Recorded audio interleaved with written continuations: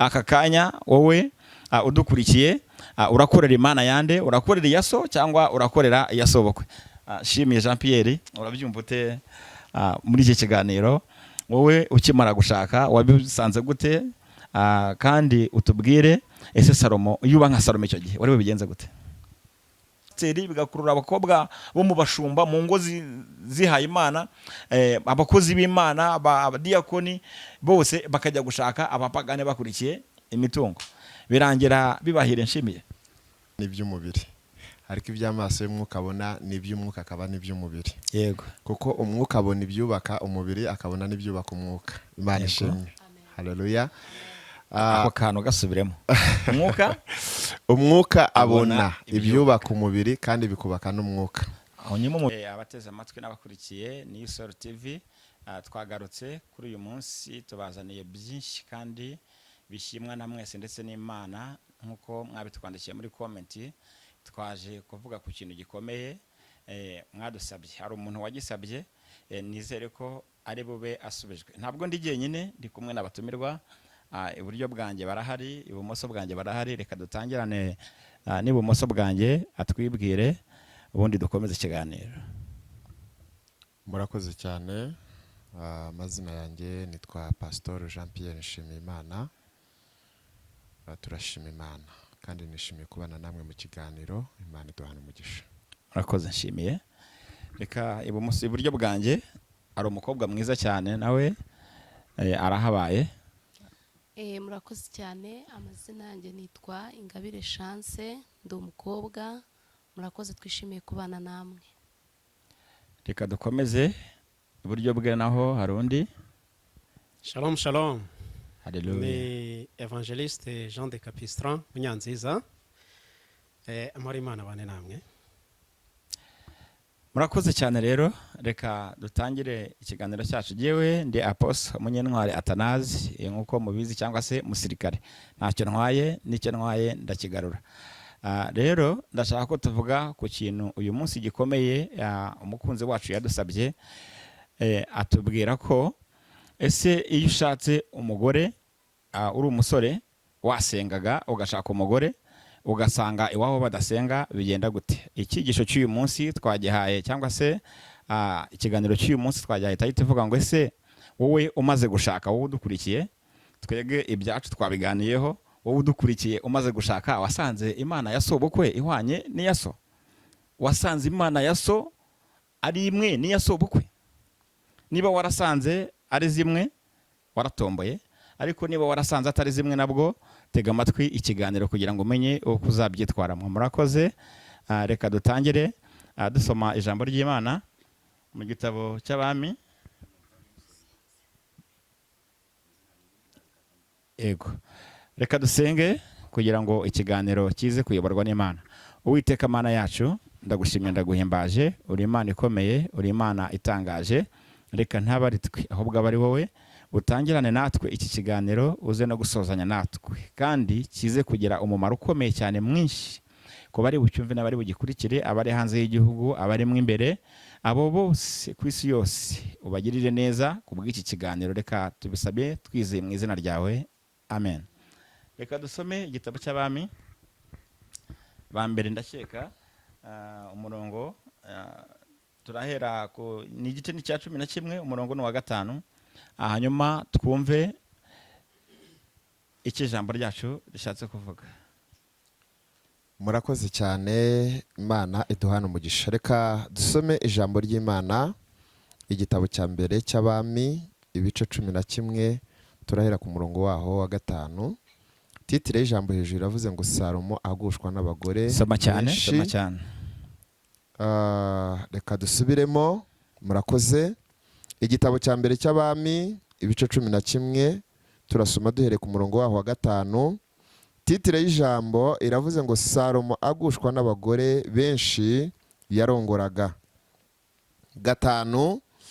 Nuko Salomo yakurikiye Ashitoroti, imanakazi y'Abasidoni, na Milikamu ariyo kizira cy'Abamoni. Uko niko Salomo yakoze ibyangwa n'Uwiteka, ntiyayoboka Uwiteka rwose nka se Dawidi. Bukeye Salomo yubakira Kemoshi ingoro ku musozi werekeye i Yerusalemu. Kemoshi yari ikizira cy'Abamowabu, kandi iyindi ayubakira Moreki ikizira cy'Abamoni. Ndashaka kurekeraho. Haleluya, haleluya. Twumvishemo Amen. amagambo akomeye cyane. Uyu mugabo Salomo isi agiye gupfa yaramubwiye ngo Salomo mwana wanjye, korera Imana ya so, iyo yakoreraga ariyo nawe uzagera gute uzakorera. Rero twinjira mu kiganiro, uyu Salomo ibi yabibwirwaga akiri umusore, nk'uko nawe uri umusore udukurikiye, nk'uko hari n'inkumi iri hirya uzashaka mu gihe kizaza. Uyu Salomo yarabyikirije kuko yumvaga bishoboka mu busore bwe. Haleluya. Yari akiyoborwa n'Imana kandi akayumvira. Ariko agize ngo agiye kuzana umugore, mbibutse neza ko umukobwa wa mbere yashatse, umugore wa mbere yashatse muri aba bagore mwumvishe bose, umugore wa mbere yashatse ni umukobwa wa Farawo. Yuzura na Farawo, Farawo agera hamushingira umukobwa kuko yari yarabuze hahera ubwoko bw'Imana, arangije abushingira amashingira umwami. Abara bashoboye. Mu bishingizwa rero yahaye umukobwa we. Ibishingizwa tubigarukeho. Mu bishingizwa yahaye umukobwa we niho yapfunyitsemwo izi mana zo muri Egiputa. Izi mana zayobeje Farawo. Ibishingizwa bifite imbaraga zikomeye cyane kuko igipfunyitsemo ntabwo ubukizi. Baje babyina bishimye cyane, bakihagera Salomo nawe atangira guhindura imyitwarire, yibagirwa Imana ya se, atangira gukorera iya sebukwe. Aka kanya wowe udukurikiye, urakorera Imana yande? Urakorera iya so cyangwa urakorera iya sobukwe? Shimiye Jean Pierre, urabyumva ute muri iki kiganiro? Wowe ukimara gushaka wabisanze gute? Kandi utubwire ese Salomo, iyo uba nka Salomo icyo gihe wari bigenze gute? Apostle murakoze cyane, Imana ibahe umugisha. Yego. Wenda njyewe nkimara gushaka nashatse mu muryango w'Abakristo. Imana yari imwe iwacu. Usanga Imana yo kwa sobukwe ari kimwe n'iyaso. Bukwe n'iwacu zari zimwe. Nukuri birashimishije. Urumva umugisha wakomeje iwacu. Haleluya. Cyane ko na nyuma yaho ariho twagize umugisha wo kwimikwa duhabwa inkoni y'ubushumba. Yego. Urumva rero urubavu nashatse rwaje rushigikira amavuta n'ubundi iwacu yarahari. Imana iduhana umugisha. Hanyuma rero hari icyo warumbajijeho gatoya. Iyo uza kuba nka Salomo icyo gihe wowe ugasanga Imana yiwe itandukanye n'iyaso. Salomo, iyo nza kuba nka Salomo nk'icyo gihe nkasanga Imana y'iwacu itandukanye n'iwabo w'umugore kwa databukwe, birashoboka ko njye nari kumvira kuruta Salomo, kuko Salomo yazize kutumvira. Ariko tuzi neza ko mu Kinyarwanda ko ikiraro umenya uko icyambuka iyo kigezeho. Yego. Biragoye, byari bigoye cyane kuba umugore azanye, ahubwo nge numva igitekerezo kizima ukuntu byagomba kugenda. Wenda ni bya bindi bajya bavangurwa mu ruzi rwita ikiziba. Byanga byakunda Imana yabujije Abayisiraheli cyangwa se ubwoko bwayo gushaka mu banyamahanga iyo izi mpamvu. Yego. Ariko Salomo ari we mwami arangiza agira gute? Abashakamo. Abirengaho abashakamo. Atanga urugero rubi. Yego. Abari nawe mugore wa mbere agira. Uriya mugore rero byanga byakunda kuba yari yemeye ko bavanga umubiri, bakaba umubiri umwe, bakavanga umutungo, bari bavanze n'Imana. Cyo turacyemeranywa. Yego. Bakimara kuvanga Imana rero iyo kwa sebukwe yayisiza iganza Imana ya se yo kwa Dawidi. Turabyumvikanaho. Byanga byakunda rero ashobora kuba ntabwo nta tegeko ryavuye ahantu kuri ngo rimutegeke ibyo, ahubwo bigaragara ko umugore we akimara kuza afite uburyo yesitaye kandi n'Imana ze bari bamuhaye, bari bamubwiye aho ari buzigire gute, aho ari buzishyire. Ujya ubona ikintu bita igisabo? Ndakibona mushumba. Yego. Ahantu kiba kiri urahabona neza, muri kiba mu nguni ku buryo winjira neza, winjira wese abakireba, ariko burya kireba nyiracyo. Yego. Hariya rero buriya nimwo bari bamuhereyemo, bamushyiriyemo komande cyangwa se telekomande izajye muyoboreka mujyana mu byo bagize gute bashaka. Yego. Rero kubera ko hejuru y'izi mbaraga zo kuri iyi si cyangwa se y'iyi mico myinshi iturwanya hari imbaraga z'Imana. Salomo ntabwo byaje kurangira gutyo, ariko ku bijyanye n'umuntu imbaraga z'umuntu aho ziba zirangiriye hari aho ngaho, kubera ko Salomo we n'umugore mu rugo uzanye ibyo kutumva umugore, urwo rugo warwubaka? icyo gihe urugo ntabwo rwubakwa, ntabwo rubaho, ruhita rukora impanuka. Yego, rero nibyo wari ugiye kutubwira, tugenda ari bwumvire, wari bwumvire ugakora icyo gasenya, yisanze mu mushumba. Uburyo nari ntangiyemo mvuga ngo wenda birashoboka ko njye nagombaga kumvira. Yego. Salomo ntekereza ko icyatumye ajya kure y'icyo Imana yari yavuze, ubundi Imana yo ubwayo yavuganye na Dawidi, ntabwo ariyo yavuganye na Salomo cyane, kuko Salomo Imana yavuganye na Dawidi, Dawidi avugana na Salomo, kuko Imana yari yavuze kuri Salomo. Salomo mistake rero cyangwa se ikibazo yagize nuko atamenye imbaraga z'Imana cyane, kuko atigeze ahura nayo. We yaje yinjira mu isezerano rya se. Icyo dusabwa rero kenshi, nyirizina dukwiriye kuvuga Imana tutumvanye abandi. Dukwiriye kuvuga imbaraga z'Imana tutabonye runaka, ahubwo twabonye kuri twe nyirizina. Yego. Salomo rero imbaraga z'Ubumana ntago zari zigwiriye cyane muri we, ahubwo zari zigwiriye cyane muri si.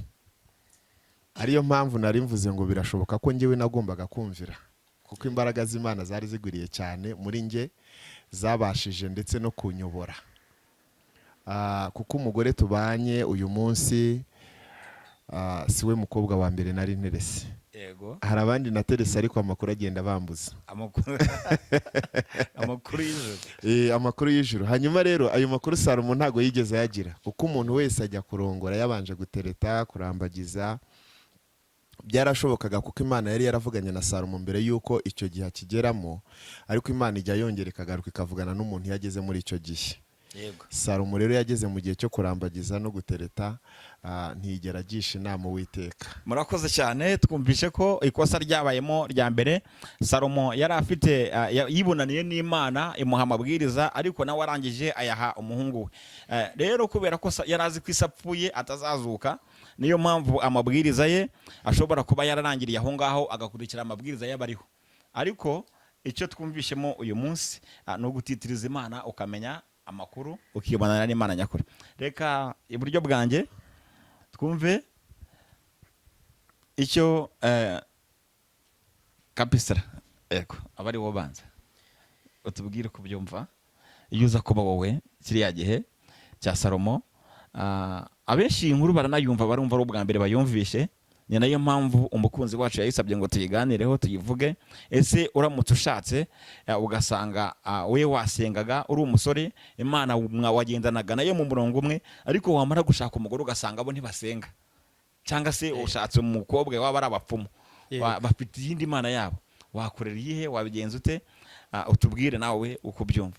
Wasenya urugo cyangwa wahara Imana? Murakoze cyane Apostle. Uvuge cyane. Iki ni ikibazo cyiza kandi birakwiriye ko abantu bajijuka. Ubutumwa bwiza bwa Yesu Kristo, ibice 8 cya Yohana, igitabo cya Yohana, umurongo wa 32, ngo abantu bazamenya ukuri kandi ukuri niko kuzabatura. Reka rero nihuse kuri iki kibazo mumbajije, tubanze turebe icyo ijambo ry'Imana ribivugaho. Igitabo cy'Abaroma, ntabwo ndi bujye kure cyane ya mugenzi wanjye wambanjirije. Igitabo cy'Abaroma ibice 5 umurongo wa 19, reka dusome.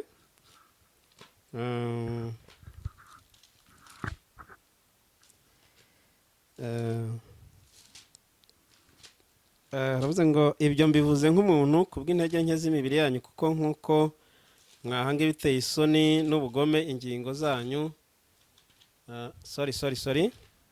Umurongo wa 19 haravuze ngo kandi nk'uko kutumvira Imana k'umuntu umwe kwateye ko abenshi baba abanyabyaha, niko no kuyumvira kumwe kuzatera ko abenshi baba abakiranutsi. Kansubiremo. Kandi nk'uko kutumvira Imana k'umuntu umwe kwateye ko abenshi baba abanyabyaha, niko no kuyumvira k'umuntu umwe kuzatera ko abenshi baba abakiranutsi. Rero ubundi ibyanditswe byera dusomye biratwereka ko icyaha ubundi ni kimwe, ni ukutumvira umwuka, ni ukutumvira Imana.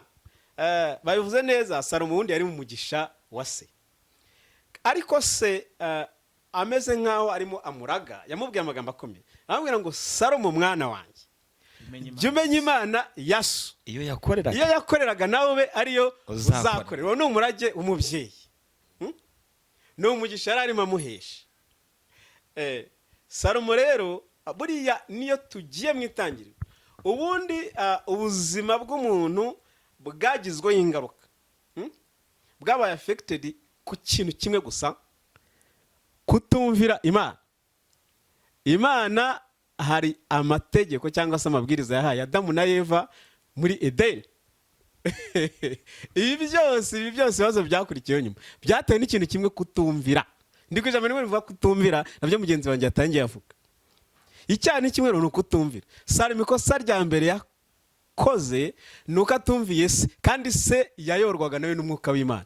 Kabone naho buri mubyeyi wawe ni ikintu gikomeye cyane ku buzima bw'umuntu, naho yaba atari n'ijwi ry'Imana yumvise, apfa kuba akubwira ibintu byiza. Iyo ubyubahirije ibi bintu birakora, ibintu bikugirira umumaro. Umubyeyi afite uburenganzira bwo kukwaturaho amagambo meza akakubaho. Yesu ashimwe. Rero ikosa ryabayeho ni ukutumvira imvugo y'Imana yanyuze muri se. Ndiyo koza atabaye. Noneho nsoza n'ubundi igice cya 38 navuze ati ari nkawe wari kubigenza gute? Yego, koresha umunota umwe. Umunota umwe. Ntabwo ntinda rwose, umunota umwe. Abaroma n'ubundi ibice 8:35. Ubundi iyo umuntu akwaje ngo ari nkawe wari bubigenze gute, tekereza nk'umuntu akubaje ngo nk'ubuvunitse wacumbagira gute? Buryo iyo umuntu avunitse nibwo amenya uko acumbagira. Ariko reka tubisubize twifashishije ijambo ry'Imana, kuko ijambo ry'Imana ni ryo kuri. Yohana ibice 17 umurongo wa 17 n'ubundi. Reka dusome mu izina rya Yesu, umurongo wa 35, Abaroma 8 umurongo wa 35 batubwiye ngo ninde wadutandukanya n'urukundo rwa Kristo? Ninde? Mbese ni amakuba, cyangwa ni ibyago, cyangwa ni ukurenganywa, cyangwa ni inzara, cyangwa ni ukwambara ubusa, cyangwa ni ukuba mu kaga, cyangwa ni inkota? Ninde? Ko umuntu wizeye ntawe. Ubundi buriya iyo tuvuze urukundo rw'Imana ku muntu ukunda Imana bya nyabyo, ubundi urukundo njya mbona ari ukuba umuntu yagukunda no mu gihe bitari ngombwa, mu gihe afite impamvu zifatika yatuma akuvaho cyangwa kuvaho. Kwitandukanya n'umugore ni ikintu gikomeye, ariko kumvira umugore ukitandukanya n'Imana ni skandari, ni amahano, ni amabara mu mvugo y'iki gihe. Hano we Paul avuga ati ninde, urumva arinde, nta muntu ushobora kutandukanya n'urukundo rwa Kristo. Yesu rero adumigisha. Mushiki wacu muhereza mikoro atubwire muri kiriya gihe. Nibyo ntabwo yari ariho, natwe ntitwari turiho, ariko ni inkuru twasomye twanazisomye, byanga byakunda. Nawe yavuze ko ari umukobwa, ndakeka ntabwo iki kintu yari bwagitekerezaho, simbizi nabwo arabitubwira. Ese yari yarigeze atekereza ku kuba Imana yarasize ibwiye Abisirayeli ati mwebwe ntimuzigere mwihuza n'andi mahanga, ntimuzigere mubashakamo, mujye mubarebera kure, ntimukanemere ibyabo n'impano zabo, ntimukazemere. Kugeza uyu munsi byaba ari ngombwa ko umusore usenga yashaka umukobwa udasenga, cyangwa se umukobwa usenga agashaka umuhungu udasenga, bigakunda. Murakoze cyane. Uko ndi kubyumva njyewe ndumva icya mbere tugomba kubanza kumenya ni amakuru, twarangiza tukumvira, tukabanza tukamenya ngo ese dufite ayahe makuru kuri abo bantu, kuri abo banyamahanga. Icyiza rero ni uko twakumvira tukamenya ngo aho tugiye, ese kuki Imana yabanje kutubuza kujyayo, kuki itubujije kujyayo mbere yuko twe tujyayo. Rero umuntu iyo agiye ahantu akumva harimo imbogamizi, byanga byakunda ushobora kugira impungenge yo kujya muri bya bintu ugiye kujyamo. We n'iki ni uko ushobora guhuriramo n'ikibazo gikomeye cyane.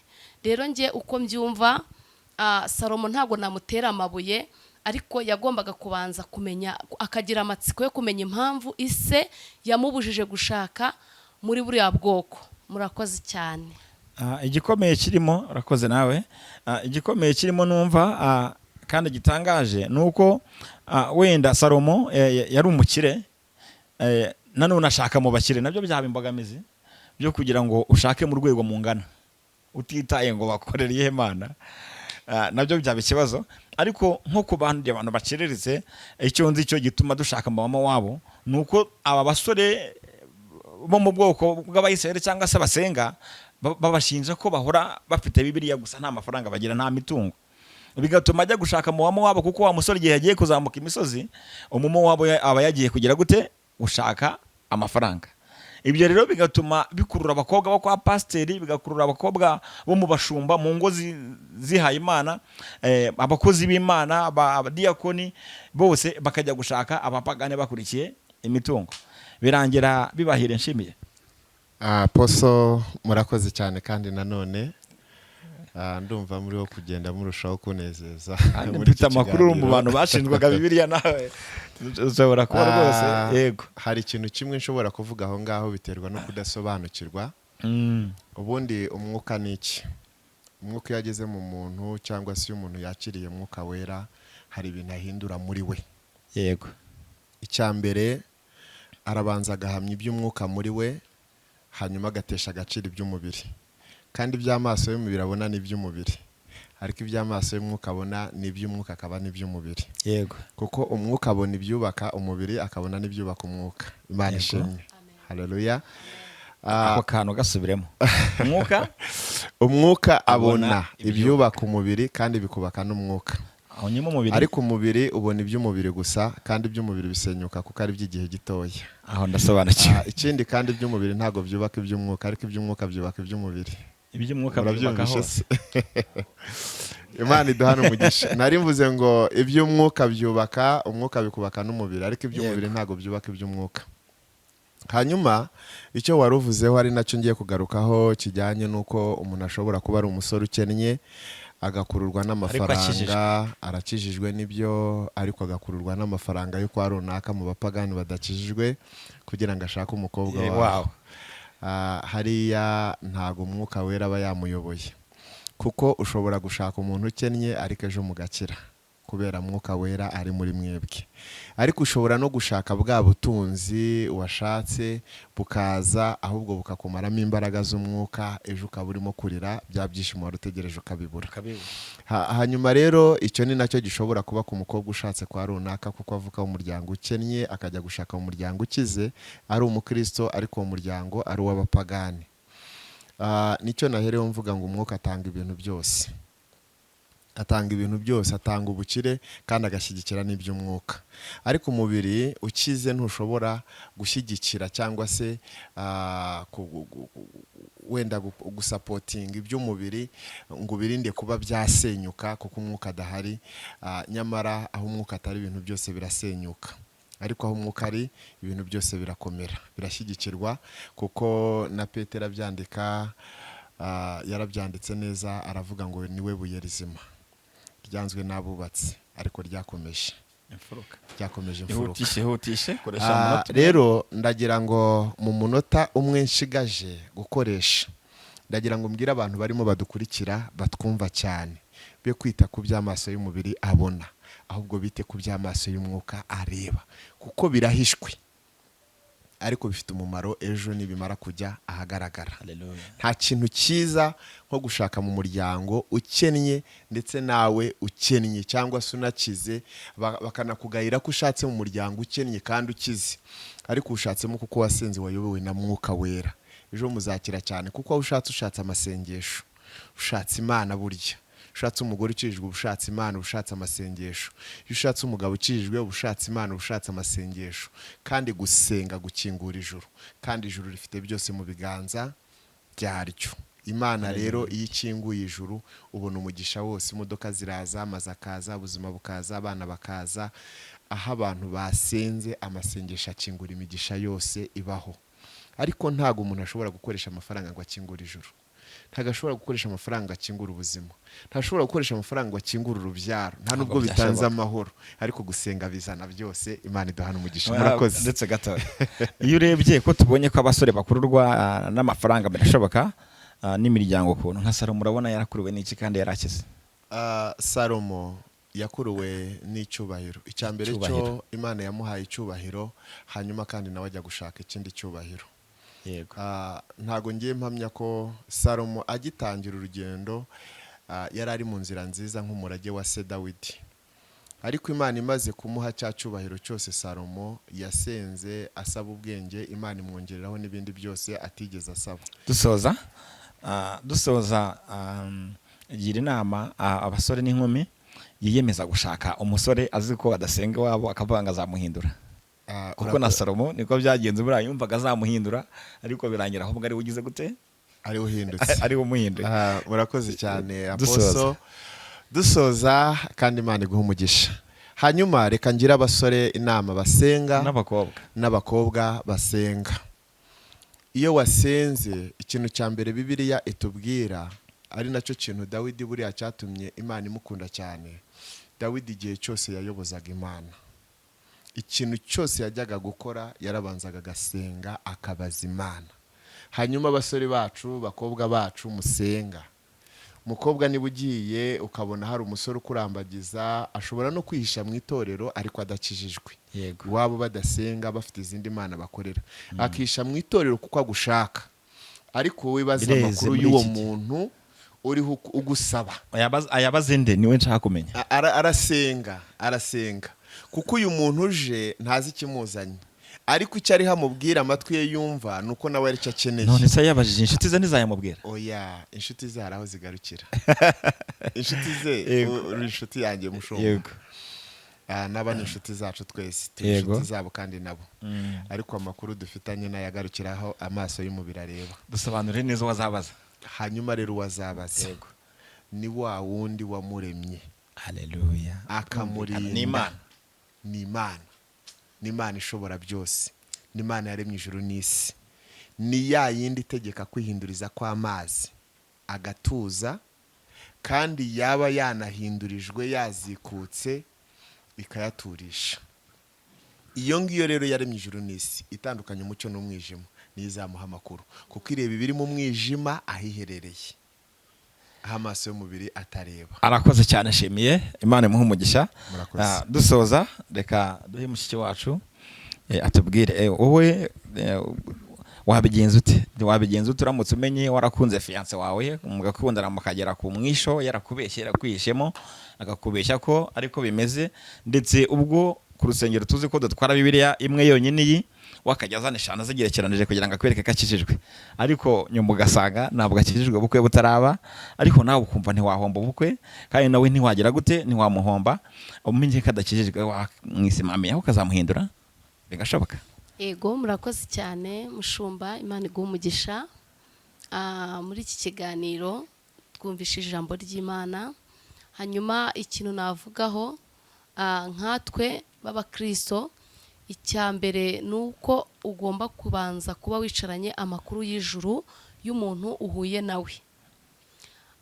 Njya mbona akenshi tuhura n'abantu benshi batandukanye, ukabona nk'akazi, ariko ako kazi ukakabona ari uko ijuru ryaguhaye amakuru y'akazi ugiye kujyamo, ukajya mu kazi ufite amakuru y'aho ugiye kugira gute, guhagarara. Rero natwe nk'abakristo cyangwa se abakobwa dusenga Imana, ikintu nabifuriza mwebwe mudukurikiranye muri iki kiganiro, nabasaba ko mbere y'uko wemerera umuntu mugiye kubana mu buzima muri uru rugendo rw'igihe kirekire, wabanza ukamenya amakuru y'ijuru, ukicarana amakuru y'ijuru, ukamenya ko niba koko uyu muntu ari uwo mu banyu, kuko duhura n'abantu benshi batandukanye. Nigeze nsoma ijambo rimwe ravuga ngo abo mu bacu, hari abantu bundi bo mu bacu n'abo mu babisha bacu. Rero ugomba kwicarana iryo jambo ukavuga uti uyu muntu ni uwo mu bacu cyangwa ni uwo mu babisha bacu. Rero ukicarana amakuru y'ijuru nyirizina ukavuga uti uyu muntu tuzabana akaramata cyangwa se ni muri ba bandi, kuko abo duhura bose ntabwo ariko Imana igitwemerera. Rero bibaye byiza bakobwa basore, mbere yuko wemerera umuntu urukundo, banza ukurikire Imana, wizere Imana. Ikindi cya kabiri, ubuhamya bw'umuntu nyirizina nibwo bukwereka ko uyu muntu deni muzagumana, muzabana. Ikindi ugomba kubanza kumenya njyewe wa nyawe, ukanyiyumvamo nyirizina, ukabanza ukamenya njyewe wa nyawe, ukirinda guhubuka. Ubukwe ni bwiza ariko ukirinda ko wazababara nyuma ya bwa bukwe, ubundi ukabanza ugashaka umunezero w'igihe kirekire. Murakoze cyane. Tutarasoza ariko tunasoza tugana ku musozo, Yego. wowe wa nyawe yakumenya ate? Njyewe wa nyawe mu bundi iyo abantu bari guteretana cyangwa gufiyansanya, hari ukuntu ushobora kuganira n'umuntu ukabanza ukamenya uyu muntu ninde, uyu muntu ameze ati. Icyo ngicyo iyo uri kumwe n'uwo muntu ntago wakiyoberwa. Ubu bishatse kuvuga ko umusore udakijijwe wowe ntago wamwemera?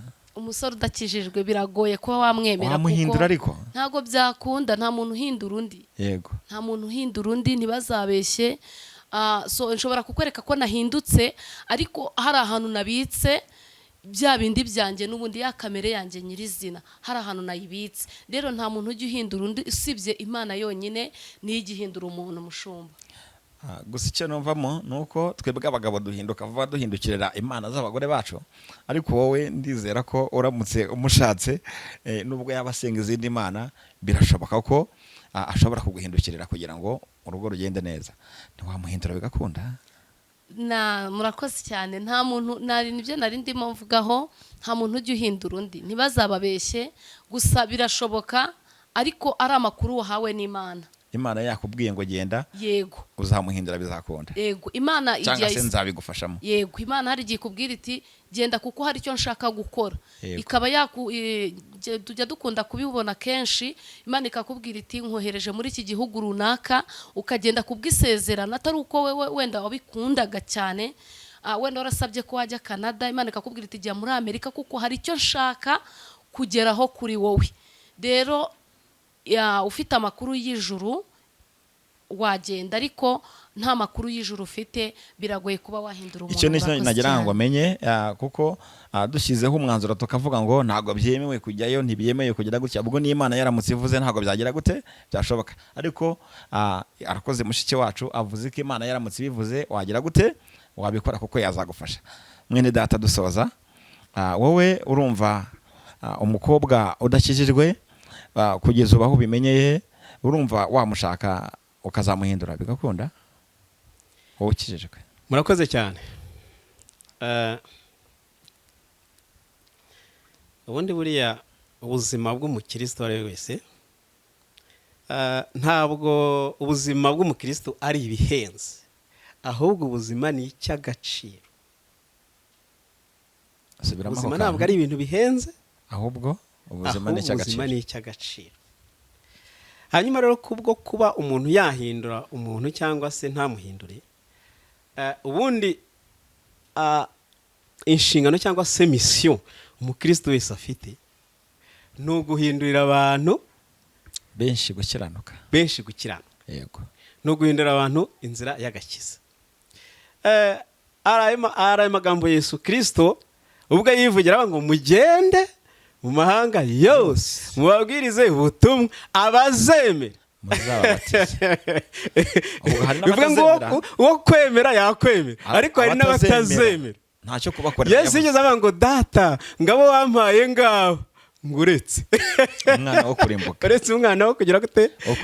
Rero byombi birashoboka, ariko ikintu cya mbere, urufunguzo rwa byose ni ukuba ugendana amakuru. Birashoboka ko washaka umuntu udakijijwe, kuko hari abantu benshi byabayeho, ukaba washaka umuntu udakijijwe ariko atari ku bwawe, atari umwanzuro wawe wifatiye, ahubwo ari ijuru ryakubwira ikaguha gwahedi riti nta kibazo wowe genda nzabana nawe gutyo uwo muntu kandi koko bikaza kurangira anahindutse icyakoze ubwo nagendera ku makuru ijuru rimpaye kurenza uko nafata imyanzuro yanjye ku giti cyanjye. urakoze cyane. Urebye neza ushishoje urumva mu bukwe urahabona nta mifuka umuntu aba afite ntacye kandi Imana y'Abayisiraheli yo ntabwo ifatika, mu gihe iy'Abanyegiputa yo yarafatikaga, cyari ikintu kibajwe kinini. Urakeka barakizanye hehe? Kuko Salomo yaza gukibona aba yarahise abihindurira aho ngaho, ariko niho cyaje kugira ngo ntamenye ko cyinjiye mu rugo ndetse akanageraho nyuma acyubakira ihema. Tunabonye ko Salomo yubatse inzu y'Imana nziza, ariko biza kurangira anubatse n'inzu y'ibigirwamana. Yego, ubundi Salomo nyine yakeje abami babiri. Icyo kigirwamana urumva cyaraje muke no ngo bundi mpamenya ko Imana ikorera mu bantu. Pawulo yandikiye Abefeso igice n'umurongo wa 6 aravuga ngo hariho Imana imwe ariyo Data wa twese udusumba twese uri hagati yacu twese kandi uturimo twese. Ariko ikibumbano cy'Imana ntabwo gikorera muri twe. Bivuga rero ngo na Satani nuko ubwo hahindutse ko ari Satani gusa. Satani nawe akorera muri twe kandi aba hagati yacu twese. Mpamya ko rero buriya ikintu cyanduye Salomo cyane nta nubwo ari by'umugore yazanye, ahubwo umugore ubwe yarahagije ngo Salomo ahinduke. Ariko umuntu wizera Imana, kwizera, pastor yavuze ku kintu cyitwa umwuka. Yesu yiza avuga amagambo akomeye ngo igihe kiraje kandi kirasohoye k'abasenga Data bamusengera mu kuri no mu mwuka. Mu mwuka rero ibiriho nta biriho, mu mwuka ibitariho biriho. Mwuka ibiriho, mu mwuka ibiriho nta biriho. Mu mwuka Yeriko ifite inkike zikomeye z'amabuye, nta na bombe yayiritura. Mu mubiri. Yego. Ariko mu mwuka Yeriko abantu bahungu babiri ngo bagiye mu mwuka basanga ngo ni nk'urugo rw'imiyenzi ruri aho ngaho mu mwuka. Yesu ashinga cyane. Bagiye mu mwuka basanga ngo ni inka urugo rw'imiyenzi. Ni nk'imiyenzi iri aho ngaho. Mu gihe nubwo haza abahanga b'iki gihe. Ubundi Yeriko ngo ni umurwa wari ufite ibirometero 52. Urumva ni nk'umurenge wenda wo muri Kigali umwe. Hari ahantu hanini hazitiye hakorotiriye. Bararebaga bakabona ntibishoboka. Mu mubiri ntibyashoboka. Ariko mu mwuka ibiriho ntibiriho, kandi mu mwuka ibitariho biriho. Dusoza rero byaje rwihishwa, ariko buriya cyane cyane moteri yabyo yari umugore. Rero ntabwo dukwiye guhindurwa n'abantu, ahubwo twe dukwiye kubahindura kuko niyo misiyo Imana yaduhaye. Imana itugire neza. Dusoza reka ngaruke kuri Nshimiye. Birashoboka ko umuntu yakubaka inzu y'Imana akongera kubaka ibigirwamana? Izo mbaraga zivahe? Murakoze cyane Apostle. Ubuzima bw'umuntu buhora mu mpinduka, ari nayo mpamvu umuntu yitwa umuntu. Ubuzima bw'umuntu buhora mu mpinduka, yego, ari nayo mpamvu umuntu yitwa umuntu nyine. Birashoboka rero, birashoboka cyane. Nta kintu kidashoboka umuntu akiri muri uyu mubiri. Birashoboka ko wakubaka inzu y'Imana uyu munsi, ejo bakakubona urimo kubakira ingoro za Bali. Ariko menya se yari yamuketse amuhereza ibikoresho byose babitonda babishyira imbere ye, yaramubwira ati ngibi birahari ariko ntibizikora, shyiramo imbaraga ugire gute ubikore. Yarabikoze. Rero ikiriho cyane wenda nshobora kuvuga nuko ubuzima bw'umuntu nari mvuze ngo bushobora guhinduka uyu munsi uko bwari buri ejo nibuba ariko buri, ariko hari ikintu gishobora gutuma ubuzima bw'umuntu budahinduka bukaguma mu mwanya umwe. Ari nacyo nakomeje kugarukaho cyane, kuba muri wowe ufite mwuka wera, kuko mwuka wera niwe uyobora umubiri. Ntukore iby'umubiri ahubwo ugakora iby'umwuka. Haleluya. iyo mwuka wera ari mu mubiri ntabwo umubiri ukora iby'umubiri ahubwo ukora iby'umwuka, kuko umwuka wera niwe uyoboye umubiri. Burya imodoka ntijya aho ishaka kujya, ahubwo ijya aho umushoferi witwaye ashaka ko ijya.